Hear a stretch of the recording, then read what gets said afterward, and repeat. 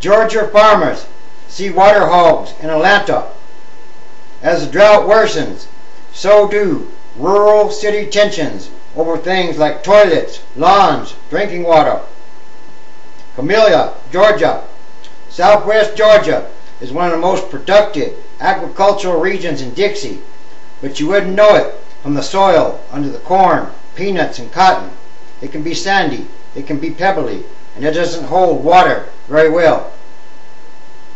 That begins to explain why irrigation is so vital around here, and why the mere suggestion that some of the region's water might be taken away fills people with fear and resentment. With a historic drought gripping the southeast, Georgia farmers are increasingly worried that their needs will be sacrificed to those of Atlanta, a city of runaway growth and seemingly unquenchable thirst, or water-guzzling Florida.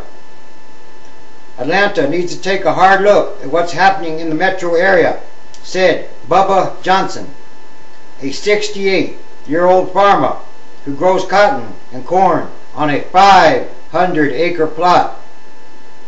There's going to be a heck of a battle if they try to come down here to get the water, he said. The drought has forced much of the state to enact severe watering restrictions, and legislative leaders want to build more state reservoirs.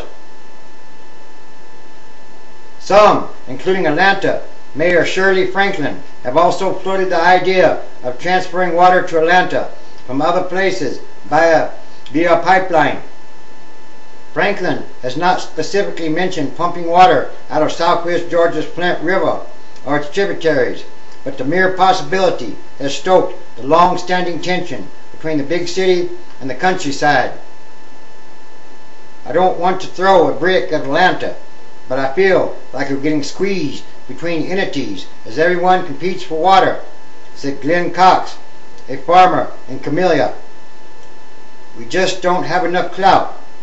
There are more trees in this plot of land than there are people in this county, he said. Crops, lawns, or drinking water. In a recent editorial, Valdosta Daily Times lashed out at Atlanta, accusing it of hogging water while farmers watch their crops burn in the fields. Atlanta politicians, the newspaper said, cannot bring themselves to tell their greedy constituents complaining about the low flows in their toilets this week that perhaps if they didn't have 6 bathrooms, it might ease the situation a bit. That overwatering your lawn or watering your lawn isn't nearly as important as watering crops, or that their greedy overbuilding has taxed their supplies of natural resources beyond their capabilities. Between 1990 and 2000, Atlanta added more than 1 million people, and its water use climbed 30% to about 420 million gallons a day.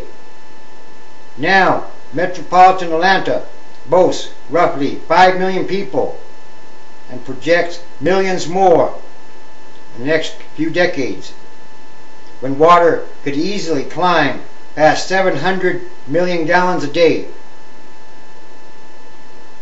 In rural southwest Georgia, the biggest city, Albany, has about 160,000 people in the metro area. The region helps make Georgia the #1 peanut state.